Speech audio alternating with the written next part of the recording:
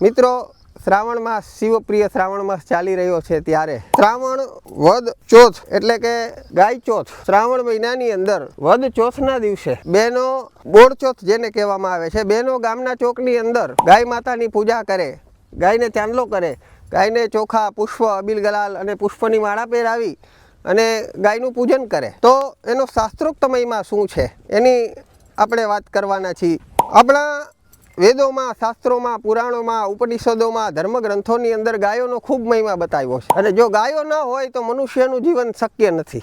કે ગૌમૂત્રના અર્કનું સેવન કરવાથી કેન્સર આદિ રોગો નાશ પામે છે. ગૌમૂત્રનો ખૂબ મહિમા રહેલો છે. એની અંદરમાં વરુણ દેવતાનો વાસ છે અને એની બહુ સરસ કથા છે કે બધાય દેવતાઓ જ્યારે આવીને ગાયની અંદર વાસ કર્યો. લક્ષ્મીજી જ્યારે નારાયણની ઘરે ગયા હતા દર્શન કરવા માટે અને ત્યારે લક્ષ્મીજી થોડા મોડા પડ્યા. બધા દેવતાઓએ ગાયની અંદર સ્થાન લઈ લીધું. લક્ષ્મીજી થોડા મોડા પડ્યા અને લક્ષ્મીજીએ આવીને ગાય માતાને વિનંતી કરી કે ગૌ માતા મને તમારામાં સ્થાન આપો. ત્યારે ગાયે કહ્યું, વિનંતી કરી લક્ષ્મીજીને કે તમને સ્થાન આપવાની મારી ઈચ્છા છે, હું તમને વંદન કરું છું, પણ આમાં જગ્યા નથી, હાઉસફુલ છે. ત્યારે ગૌ માતાએ કહ્યું કે ગૌમય ગાયના છાણની અંદર જગ્યા છે અને લક્ષ્મીજીએ એ પણ જગ્યા સ્વીકારી. ભગવાને કીધું કે ગાયની આગળ હું છું, ગાયની પાછળ હું છું, ગાયના હૃદયમાં પણ હું વસું છું. ગવા મધ્ય વસામ્યહમ, મતલબ ઘેનું નામ અશ્મિ કામધેનુ, ગાયોમાં હું કામધેનુ છું. જેમ ભગવાને કીધું વર્ણાનામ બ્રાહ્મણ ગુરુ, વેદાનામ સામ વેદોસ્મી,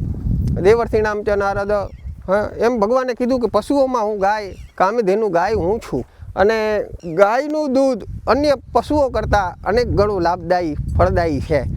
એ આ આરોગ્યની દ્રષ્ટિએ, વૈજ્ઞાનિક દ્રષ્ટિએ પણ ગાયોનું ખૂબ મહત્ત્વ રહેલું છે. આ પ્રમાણે વધુને વધુ ગાયોનો મહિમા વધે, એનું સંરક્ષણ અને સંવર્ધન થાય, ગૌવંશનો નિભાવ થાય અને આ પ્રકારે ગાયોની સેવા થાય. એ જ સાચું ગૌપૂજન છે, એ જ બોળચોથનો મહિમા છે. અભિનંદન. આ રીતે ગાયોની સેવા થાય. અને પુનઃ એકવાર આરબી ન્યૂઝ સમગ્ર ટીમને ખૂબ ખૂબ ધન્યવાદ. નમસ્કાર. અસ્તુ.